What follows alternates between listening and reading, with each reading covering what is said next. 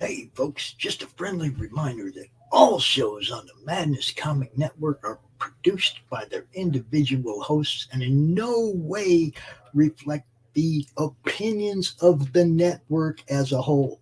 The statements in the following broadcast are not necessarily the opinions of the Madness Comic Network, its staff, sponsors, or contributors.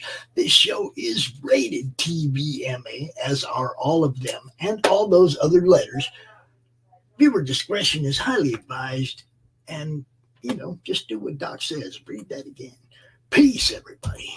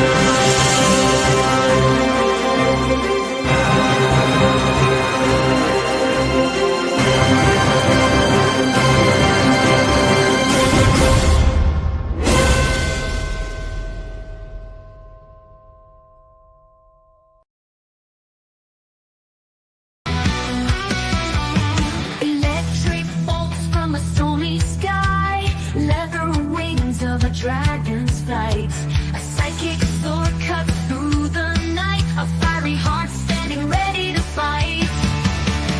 Southern nights they rise and soar, God in the south, yeah, they're ready to roar. From the shadows to the shining lights, that they'll protect you day and night. Southern nights. In a world where terrors creep, monsters need their beauty sleep. Dr. Black with steady hand heals the beasts across the land. Vampires and creatures of the night find their savior in Black's light. No more horror guaranteed, thanks to Monster MD.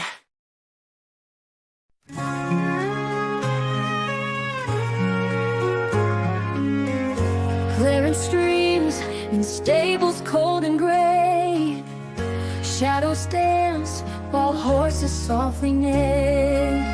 He tells the creatures in the barn each night that one day he'll wear armor shining bright. From dawn to dusk he works with honest hand, feeding mares and working on the land. But he has his heart set on the table round to join the knights who bravely serve the crown. With a sword and shield he'll join the fight, prove his worth before it's Christmas night. He'll show them all as he sets out on his quest, a gift to himself, a night before Christmas. With a sword and shield he'll join the fight, prove his worth before it's Christmas night. He'll show them all as he sets out on his quest, a gift to himself, a night before Christmas. But chivalry demands self-sacrifice, and when folks need help, this boy does not think twice. He meets the need, though it cost him his dream. But maybe things are more than they seem. With a sword and shield he'll join the fight, prove his worth before it's Christmas night. He'll show them all as he sets out on his quest, a gift to himself a night before Christmas.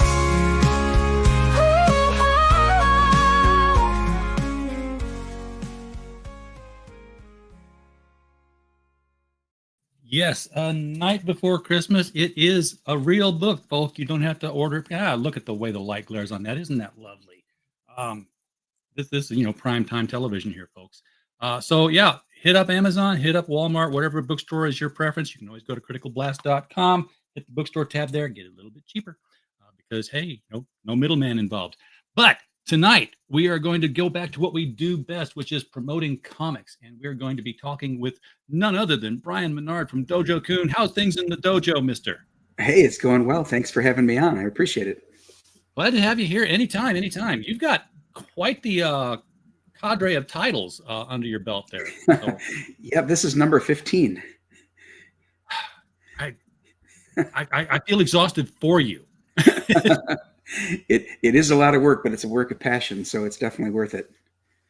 So let me I'm going to bring the project up right now that we're talking about, which is Dojo Kun Chronicles, and lead us into here because I'm seeing a lot of covers. I don't know if they're all multiple covers of the same thing or if it's a collection.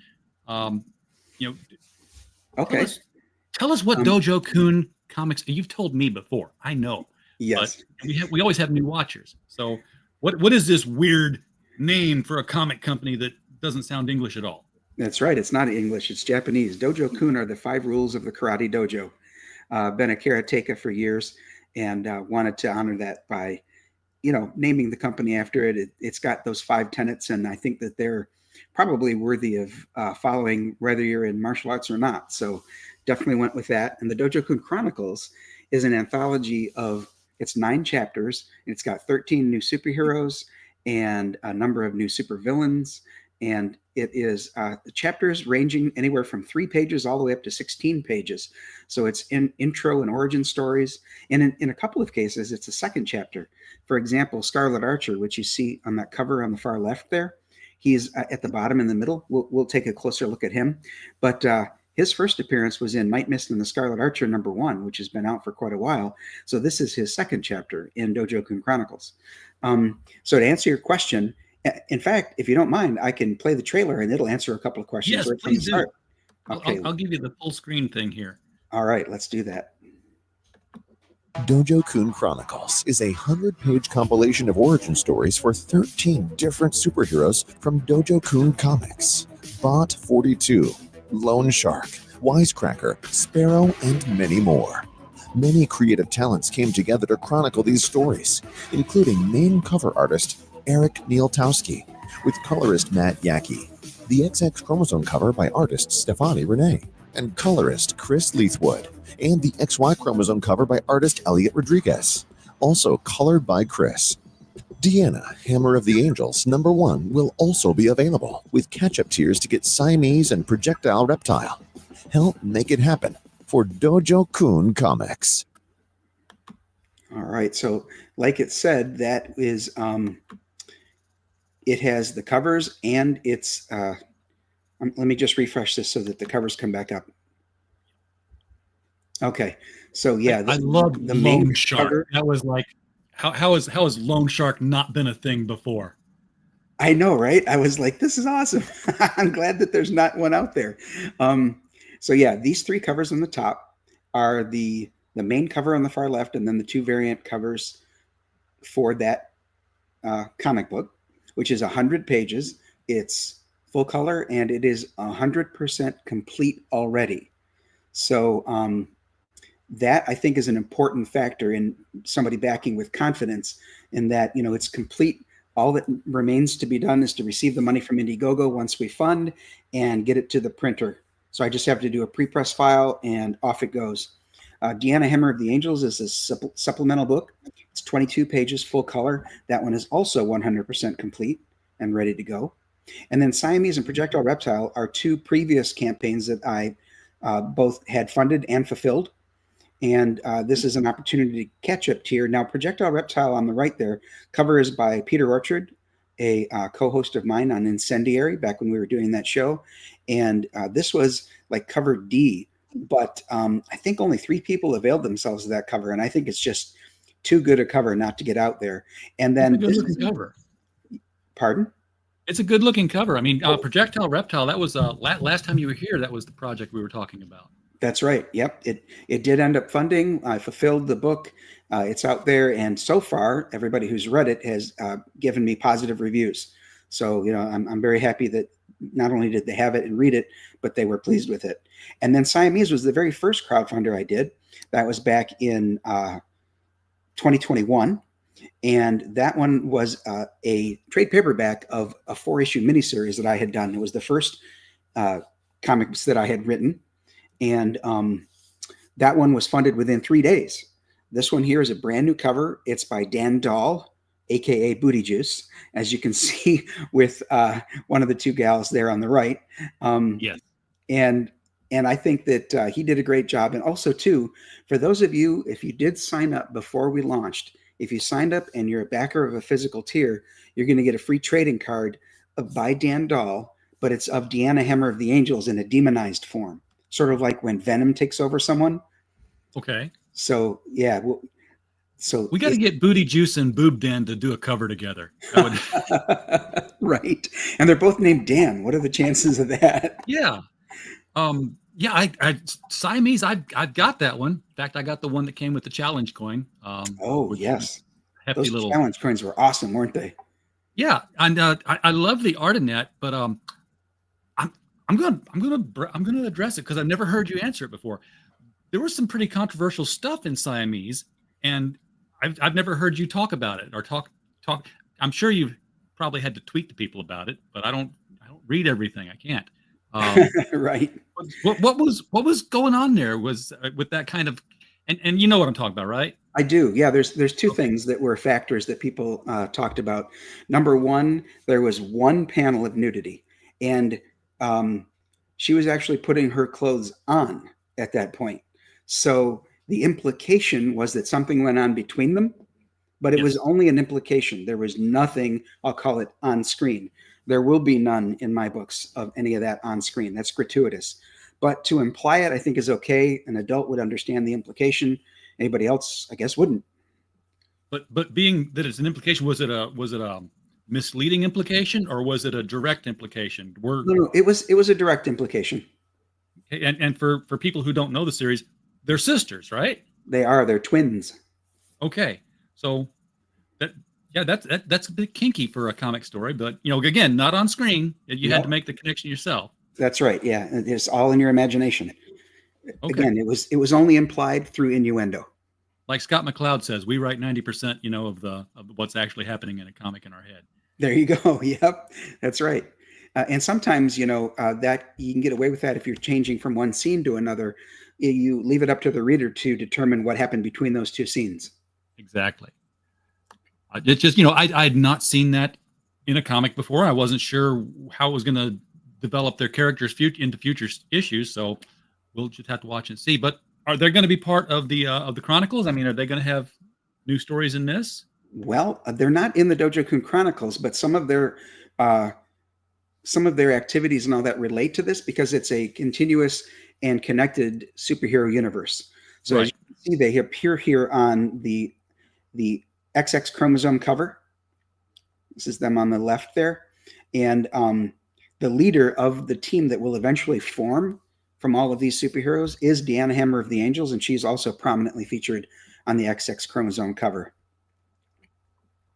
A little bit more. That would make a great t-shirt. Yeah, heck, actually it would.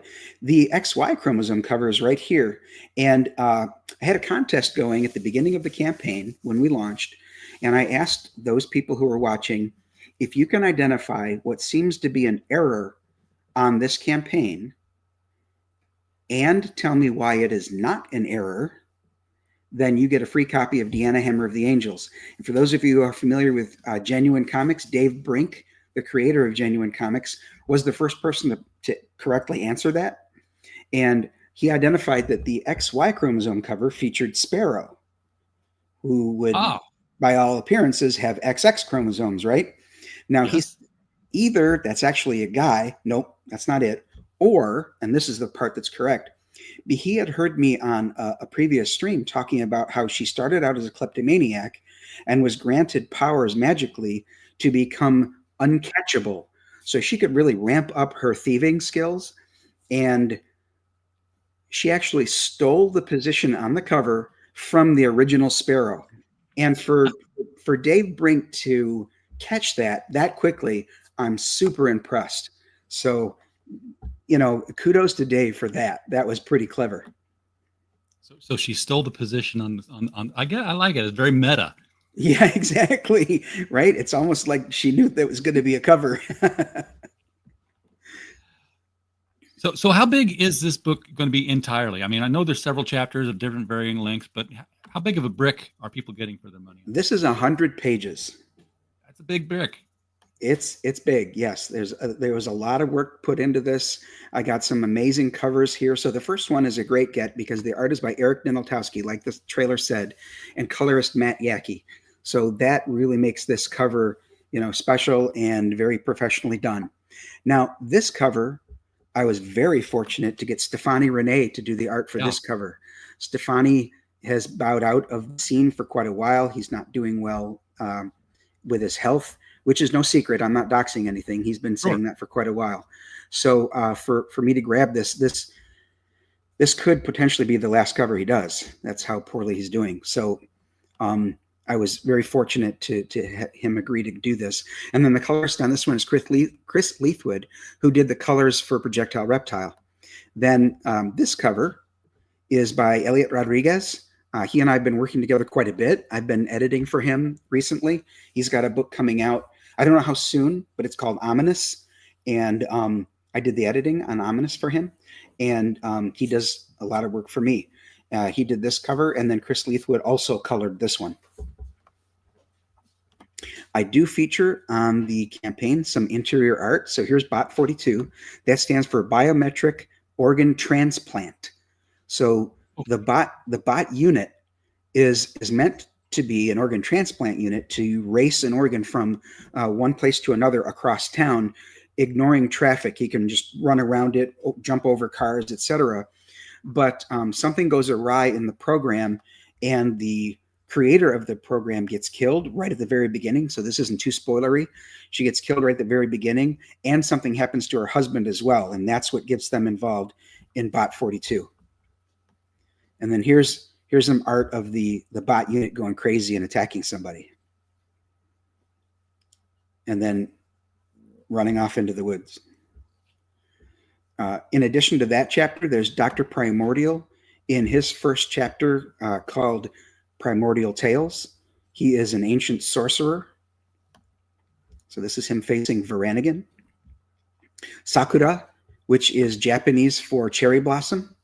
She faces off against an ancient mythological creature called the Tengu, which is this avian creature you see on the left there. And then Wisecracker is my street level vigilante, dressed as a clown, as you can see up here. Let me go back up.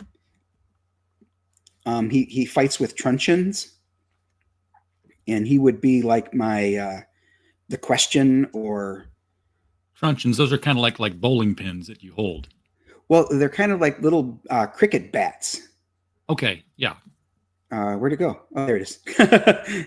think Nightwing, people. Yeah, almost like those. Yep. Below that, I've got Sovereign, Sparrow, and H2O. So Sovereign is a sort of like a Superman knockoff.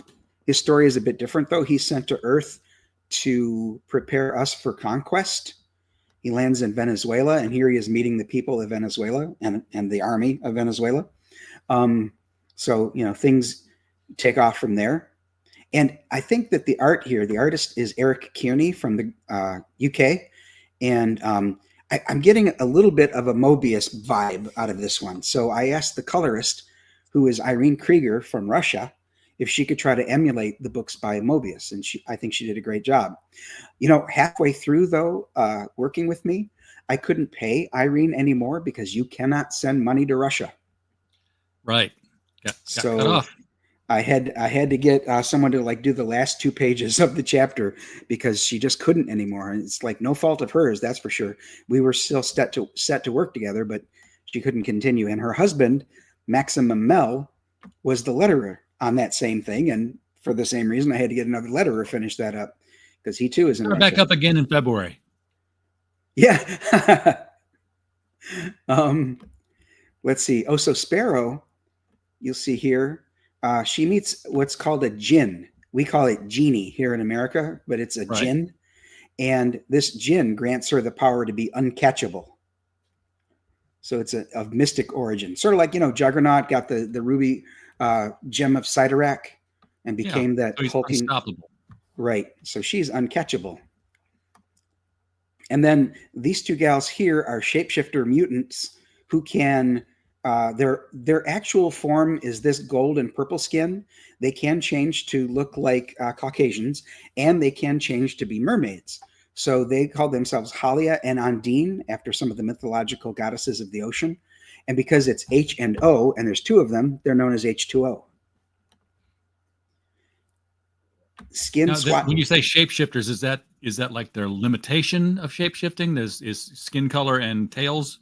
That's right. Okay. These are their three forms. They can look like we do, as far as skin color.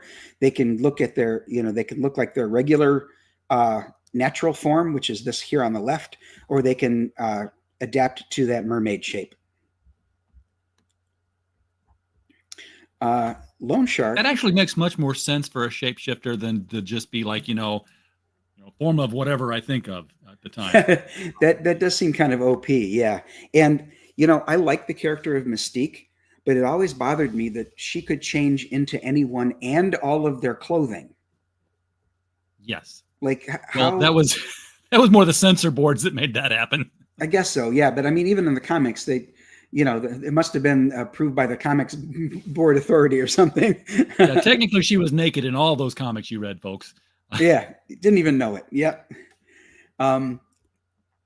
So Loan Shark is the aquatic superhero, like my answer to Namor or Aquaman, et cetera, et cetera. He too has a chip on his shoulder, just like Namor does. And he has a legitimate beef with the surface world. Skin, Swat, and Swift, they are in armor. So, pardon me, the character of Sovereign hires them to don these suits and become superheroes. And what he does is he goes out and he finds the people best suited to wear each of these suits of armor. So the story goes that he hires them. They're surprised by the amount he's willing to pay them. And they're like, heck yeah, give me that suit. They become superheroines. And then Scarlet Archer, like I said a little while ago, he is in his second chapter here facing his first supervillain, the Electric Eye. That's very Golden Age. Yes. Which we need more of. Yes, that's what I'm going for. In fact, last night on John's Longbox show, we talked about Blue Sky Comics when heroes were heroic, not questionable, anti-heroes. Are they good? Are they bad? No, heroes are heroes. And that we both are trying to write stories just like that. We're trying to emulate the stories we grew up with in basically in the 80s, like Marv Wolfman's Teen Titans and Chris Claremont's early X-Men.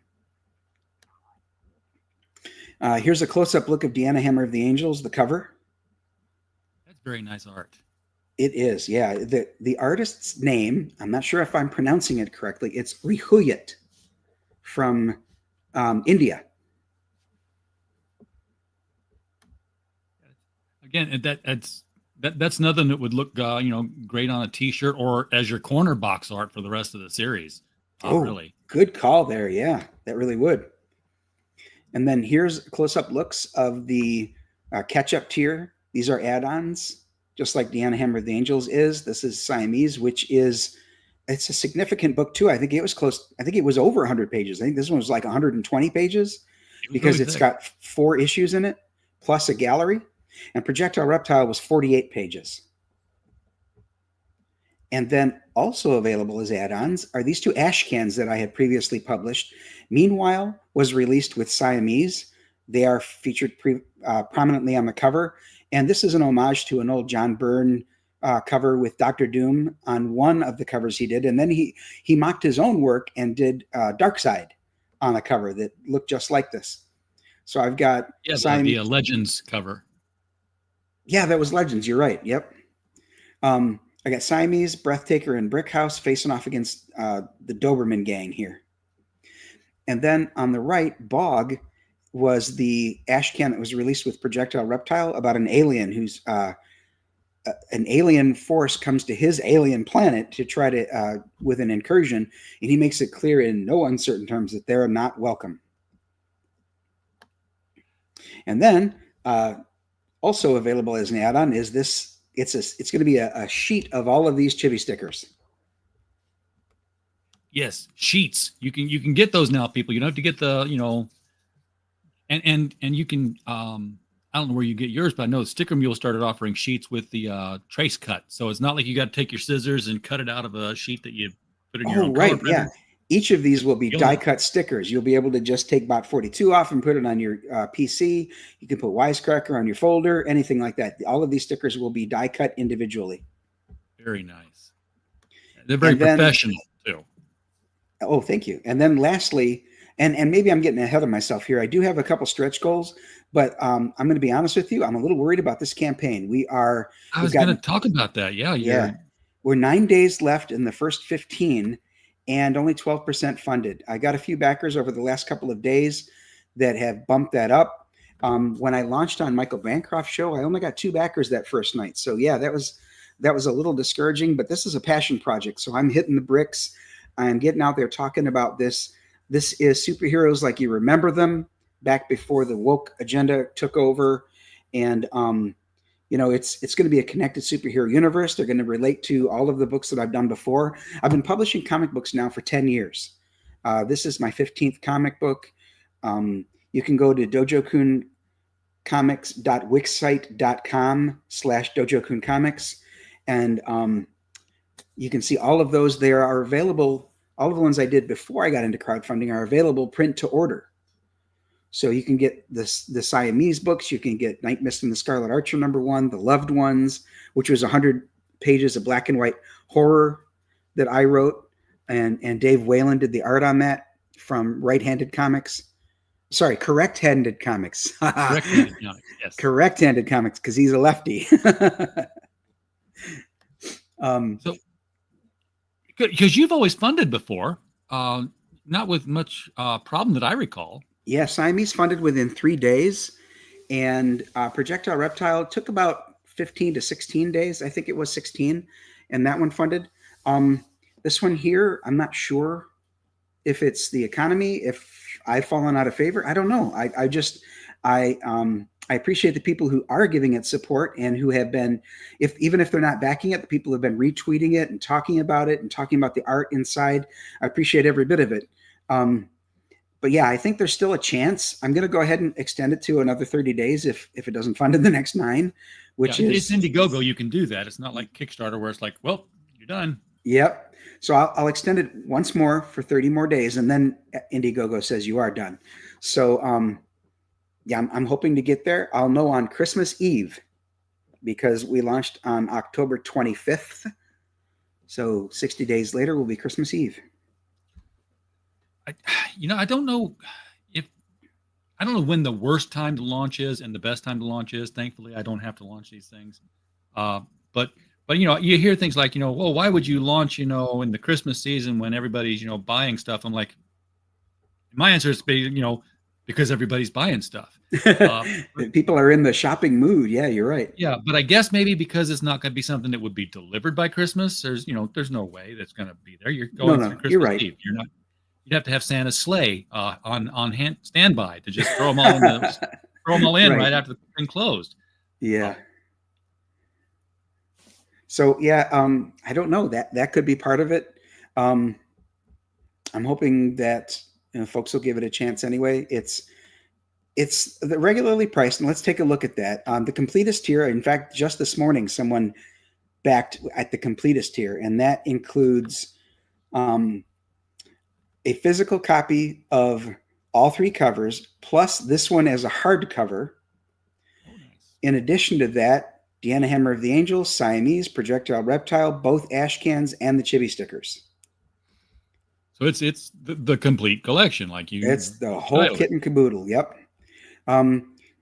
There is a digital tier available for those who like to have their comics in mobile devices, or they're overseas and don't want to pay for the exorbitant shipping costs.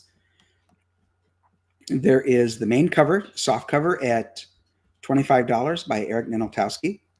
I kept the variants at the same price. So the XX chromosome cover by Stefani Rene is $25, and so is the XY chromosome cover by Elliot Rodriguez. And then the main cover as a hardcover. So as you can see, I kept the tiers very simple. The other things are available as add-ons, and even those aren't very complicated. There's the Deanna Hammer of the Angels. There's the Ketchup tiers with Projectile Reptile and Siamese. There's the 2 Ashcans and the Chibi. That's They're not it. very expensive either. I mean, no, I tried to keep everything reasonable because I really, this is, like I said, this is a passion project for me. I'm not a professional that came to the indie scene after 30 years in the industry. I'm a fraud examiner, an internal auditor, an anti-money laundering specialist. So this isn't a job to me. This is a passion project. This is a hobby. This is something I love to do. If all I did was break even every time, I'd keep doing it because I love doing it so much. I've written so many stories. Yeah, that's right. I remember you've talked about in the past, what your real job is. Right. And you're saying, and now I'm like, I just started binging Ozark for the 3rd time today. And I'm like, now I'm thinking, did you watch Ozark? Is that something that you can like say, yeah. Or is it more of a, that couldn't happen. You can't pull that off. I would say they took a little bit of dramatic license. Okay. But I mean, some people make attempts like that. Yeah, I mean, it's one of those things where when you see a fantasy movie that just happens to center around whatever your expertise is. It's like when I'm an IT guy and I was doing computers even in the 80s. So we're watching things like War Games. And we're like, okay, how is that analog modem hanging up to dial the next number? It's not physically possible. Yeah, you're supposed to overlook the little things like that. Just today I was on a long drive and I drive a 5-speed. And it occurred to me that as you watch movies like The Transporter or Fast and the Furious, and they keep showing Jason Statham's character doing amazing things. And what they do is they zero in on his feet, pushing the clutch and the gas and the brake. And it's like, that's really not that special. No. I mean, I do that all the way to where I'm going. and they're always shifting. There's always one more gear you can get into. Yeah, right. Yeah, or they can downshift at just the right time to, I don't know. Sometimes they really sensationalize just the work of driving a stick shift. Well,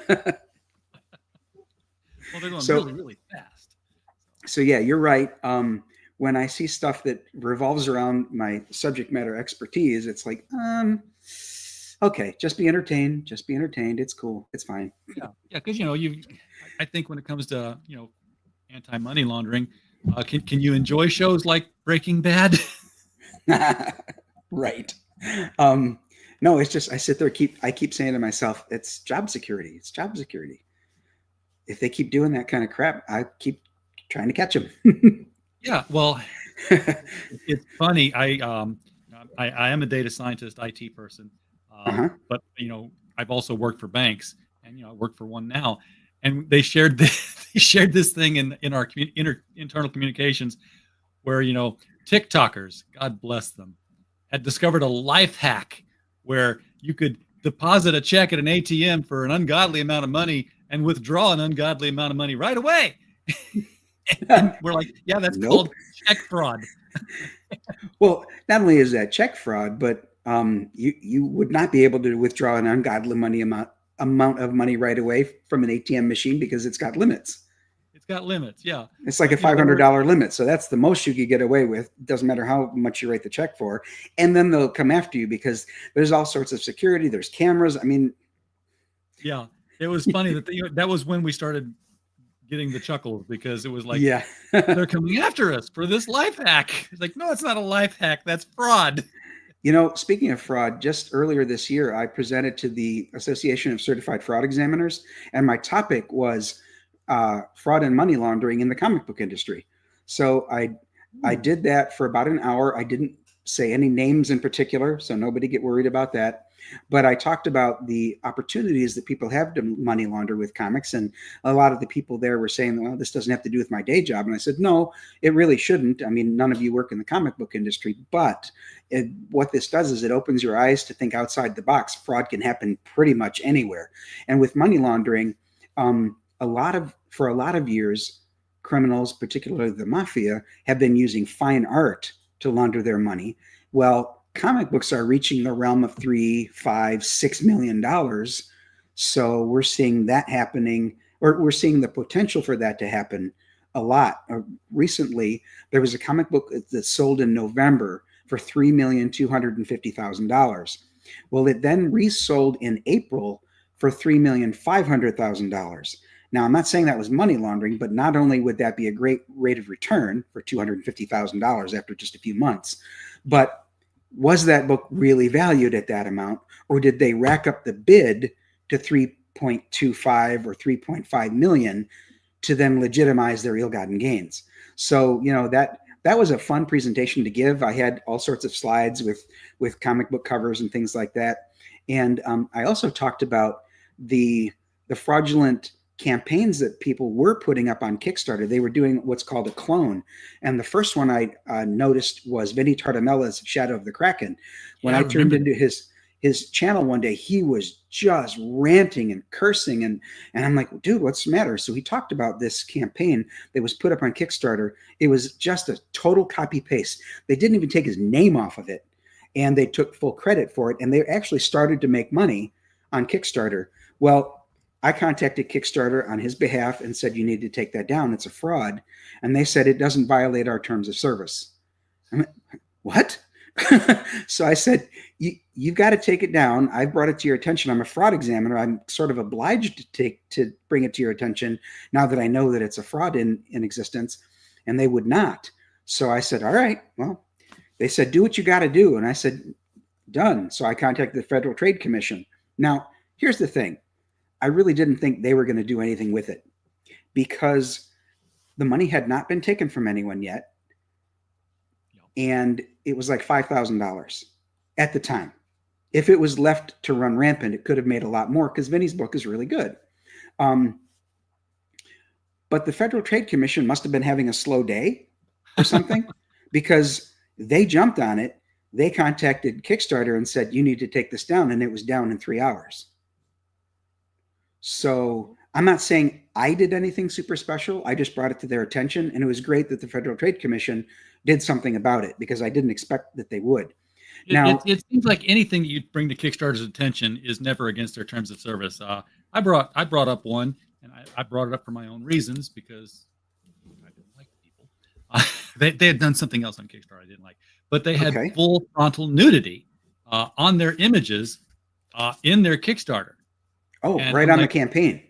Right in the campaign. Okay. And just straight out, right in your face. I'm like, hey guys, check out this image, this image, this image at this point, at this point, at this point. And they came back and they said, nothing in here violates our terms of service. So I copied the campaign. I copied their email. I put them both together on Twitter. I said, titties are back on the menu, boys. I put them out. Quit putting those bars up on your artwork. Did that do anything? I don't know. Oh, okay. I didn't care at that point. I wasn't following it. I wasn't obliged like you are as a fraud examiner to have to do anything. Like, right. Yeah, I got to be careful. If I'm notified of a fraud, I need to do something, even if it's honestly ineffectual. Now, later after the Vinnie Tartamella campaign, the fraudulent one was taken down off of Kickstarter. His Indiegogo campaign was legit and did very well. Aaron Lepresti faced a similar problem. And although I did not contact the Federal Trade Commission, I advised them that they should. And I think they did, and it was taken down. So, you got to watch for clones of your own work on other campaign sites and make sure that you aren't being, see, here's the harm. If that person by the way, it was in Kazakhstan, got the money for the Kickstarter campaign, I mean, there would be no money taken away from Vinny necessarily. They would get their money fraudulently. It would be ill-gotten gains. But the problem would be his reputation would be just destroyed because everyone who backed it on Kickstarter would say, hey, Vinny, Where's my book? And Vinny would be like, what are you talking about? You didn't back my campaign on Indiegogo. And they would come back with, no, I backed it on Kickstarter, which wasn't his campaign. It was a clone. So his reputation would have faced significant damage. And that's really where the fraud harms him financially. And, it's fortunate that somebody else saw that and I think told him about it, because, why would you go looking for your campaign where you didn't put your campaign? Good point. Yeah, it was somebody else who was searching for it to back him because they thought it was a great book. So they tried to look for it, found it on Kickstarter and said, wait a minute, Kazakhstan? I don't think that's where Vinny's from. No, that was the one thing they couldn't control. Right. The location. Yeah. So it was caught just by happenstance and brought to his attention, and he was livid. Don't blame him. So with all these titles you've got here under the Dojo Coon Comics umbrella, how do you keep a schedule of writing? And not only how do you keep a schedule of writing that many titles, but how do you keep that schedule so that you can keep each title coming out in a way that none of the titles loses momentum? Oh, I see what you're saying. A lot of them are one shots. So the Loved Ones, Night Mist and the Scarlet Archer, Toru Tales, those are all one shots. Okay. Siamese was meant to be a 4-issue miniseries, so that's complete. Now, the next book, if this funds and I'm able to fulfill it, like I say I'm going to, the next book is going to be Siamese 2, Trident's New Alliance, and that will bring the team together. So what I'll be doing is focusing all of these superheroes on one IP, and I think that will make it, reasonable as far as maintaining the titles. So you've MCU'd your comic universe by doing like what the Marvel Cinematic Universe did, introduce one character here, there, and then slowly bring them into. Oh, yes, good point. They copied that from me. Yeah. So that's how it's not a monthly pace. That's for darn sure. It's just trying to get these out as soon as one is done and fulfilled, moving right on to the next one, so that I at least keep the name Dojo Coon Comics out there. I was on a show called the K Manifesto Show with Dojo Coon Comics. There were 25 episodes of that. K Manifesto needed to step away from YouTubing, but he stayed on as a producer for my next show, which was called the Co-Hosts Show.